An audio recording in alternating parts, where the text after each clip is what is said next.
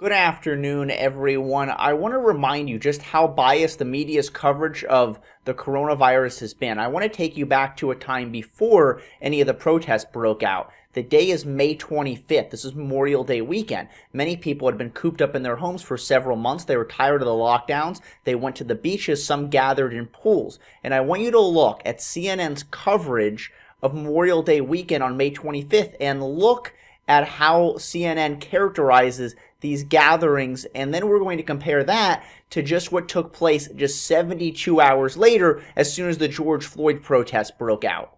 Crowds gathering as the country approaches 100,000 deaths. More states now have an upward trend in cases than downward. Is it fair to say this crisis is far from over?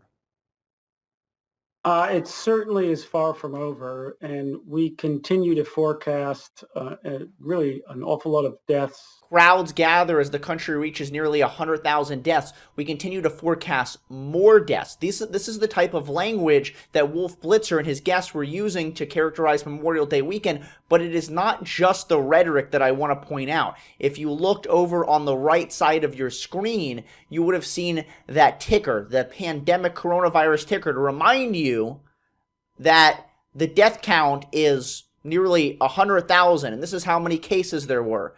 And now I want you to look very closely. This is just 72 hours later when the George Floyd protests broke out.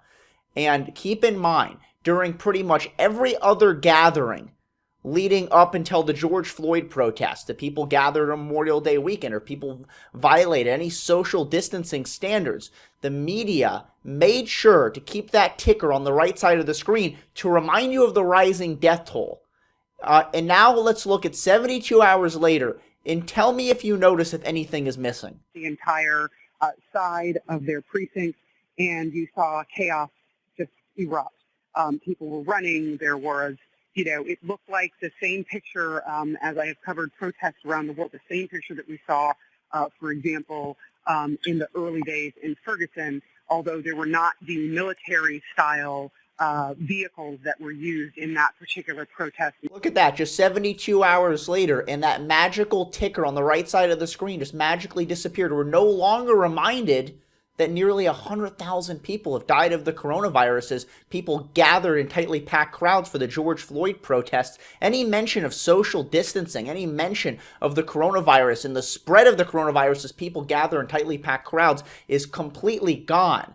But this goes way beyond just media rhetoric. When I'm talking about the double standard that we have seen, it's not just the media's double standard, it's even written into our laws. Many local governments, many state governments have prohibited gatherings of more than 10 people for political events. You're not allowed to go to the gym, limited restaurant capacity. But there's one thing that they have legally allowed to take place, and that's protests. And Trump has brilliantly capitalized on this because the media has came down on him hard that Donald Trump in mid-September is still hosting rallies. And you're not allowed to do this. We're in the midst of a pandemic. And we're not allowed to mention that millions of people have gathered around the country for George Floyd protests. So what does Donald Trump do? He says that these aren't rallies. These are mostly peaceful protests. By the way, officially, this is called a protest. You know that. We no longer call it rallies. We don't use the term rally, okay? Rachel knows. We don't call them rallies anymore because, you're not allowed to have a political rally for more than 10 people. You're not allowed to go to church. You're not allowed to meet. You're not allowed to talk to anybody. You have to stay in a prison. Your home has become your prison. And then I'm saying, well, what are you allowed to do? Sir, you're not allowed to do anything. I mean, there is one thing, but it doesn't pertain to you. What is it? Well, you are allowed to protest. Oh, really? Oh. Hence the name. We call them friendly protests.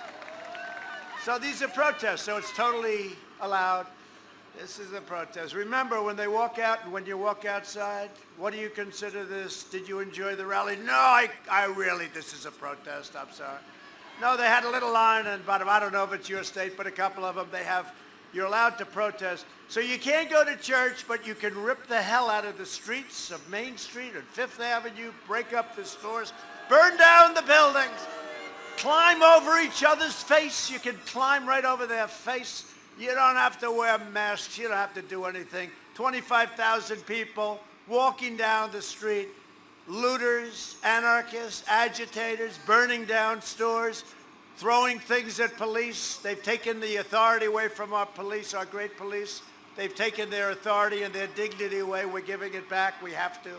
We have to. Trump brilliantly calling out the media's double standard and letting everyone know that those are mostly peaceful protests. They're not rallies. Don't say that they're rallies. They are protests. And this really points out and exposes the media's hypocrisy, and not just the media's, but the local governments as well, that were not allowing Donald Trump to host rallies. So that way he just frames them as protests, and they have absolutely nothing. And they look absolutely stupid and silly for the loopholes that they've created. And it shows that they don't actually care about the health and safety of anyone. The lockdowns were not actually about health and safety. They were purely political, because if they were not political, then they would be encouraging or actually discouraging people to gather in person to protest.